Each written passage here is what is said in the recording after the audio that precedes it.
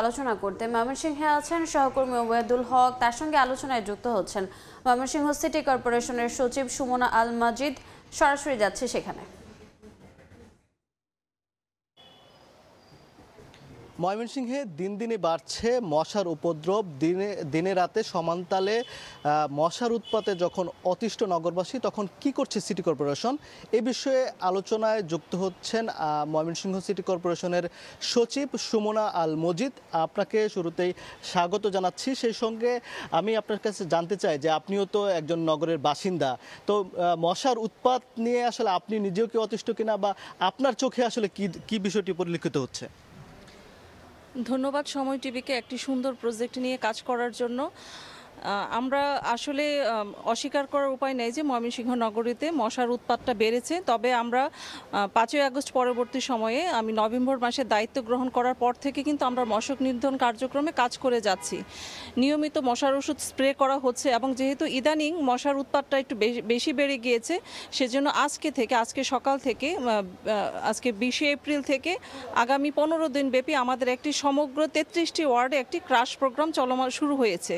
এবং এছাড়া নগরবাসীকে সচেতন করার জন্য যত্রতত্র যাতে ময়লা আবর্জনা না ফেলে, যেখানে সেখানে পানি জমে না থাকে, সেজন্য আমরা মাইকিং করাও আমাদের প্রত্যেকটি ওয়ার্ডে আমাদের মাইকিং কার্যক্রম চলমান রয়েছে। আমরা নিয়মিত মশার ওষুধ স্প্রে করছি।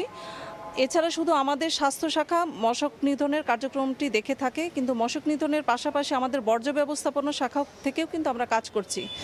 আমরা ইতিমধ্যে আকোয়া খাল সহ আমাদের 6টি প্রধান খাল পরিষ্কারকরণের কাজ কিন্তু চলমান রয়েছে, এবং আমাদের বড় ড্রেনগুলো এবং খোলা ড্রেনগুলোতেও আমাদের লার্ভিসাইড স্প্রে করা সহ পরিষ্কারকরণের কার্যক্রম কিন্তু চলমান রয়েছে।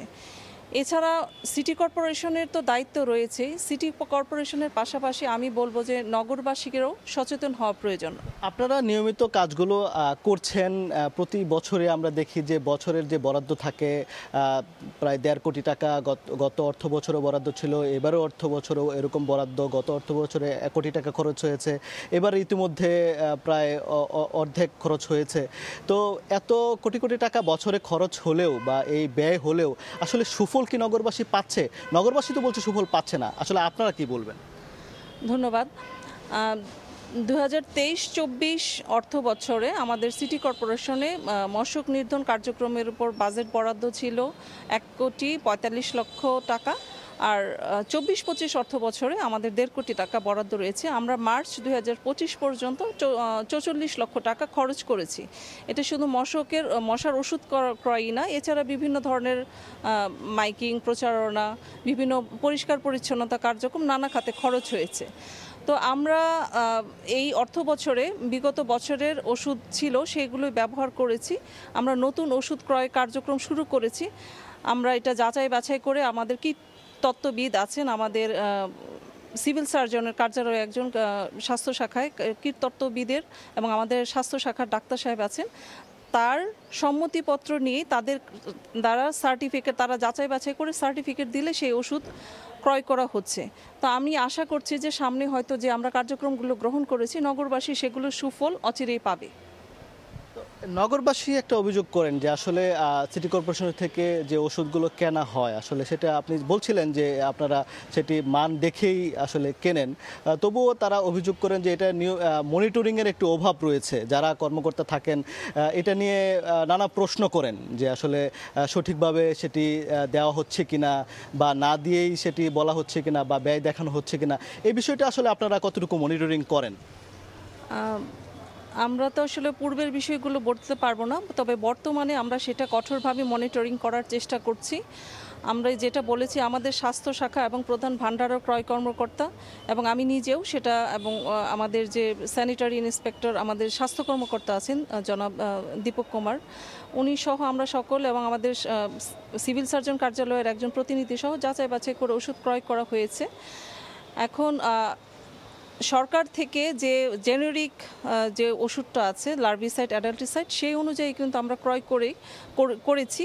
আমি এবং মনিটরিংয়ের জন্য যে আমরা যে ক্রাশ প্রোগ্রাম, প্রত্যেকটি ওয়ার্ডে একজন করে কর্মকর্তাকে মনিটরিং অফিসার হিসাবে নিয়োগ করা হয়েছে, যেন এই ক্রাশ প্রোগ্রামটি শুধু কাগজে কলমে না, সুফল বয়ে আনে। তো আমি আশা করছি যে সামনে এটা সুফল আমরা পাবো। তো আপনারা ক্রাশ প্রোগ্রাম আজকে থেকে শুরু করার কথা বলছেন, তো সামনে বর্ষা মৌসুম, ডেঙ্গু এবং চিকুনগুনিয়ার একটি প্রকোপ আসলে এই সময়টাতে দেখা যায়। নগরবাসীকে আসলে আপনারা আশ্বস্ত কিভাবে করতে চান? নগরবাসীকে আমি প্রথমে যেটা বলেছি যে সচেতন করার জন্য আমাদের নিয়মিত মাইকিং কার্যক্রম আজকে থেকে শুরু হয়েছে। এছাড়া আমাদের নির্বাহী ম্যাজিস্ট্রেট আগামীকাল থেকে বিভিন্ন নির্মাণাধীন ভবনে অভিযান পরিচালনা করবে, যেন সেখানে যদি লার্ভিসাইড পাওয়া যায় তাহলে কিন্তু আমরা সাথে সাথে জরিমানা সহ অন্যান্য আইনানুগ ব্যবস্থা গ্রহণ করব। সেটা আপনারা কালকে থেকে দেখতে পারবেন। আমাদের টিম নগরব্যাপী কাজ করবে। কিছু যারা খালের পাশে থাকেন তারা আসলে অভিযোগটা করেছেন যে আসলে এখানে ওষুধ দেওয়া হয় না ঠিকভাবে। এই বিষয়ে আসলে আপনারা কতটুকু কাজ করবেন?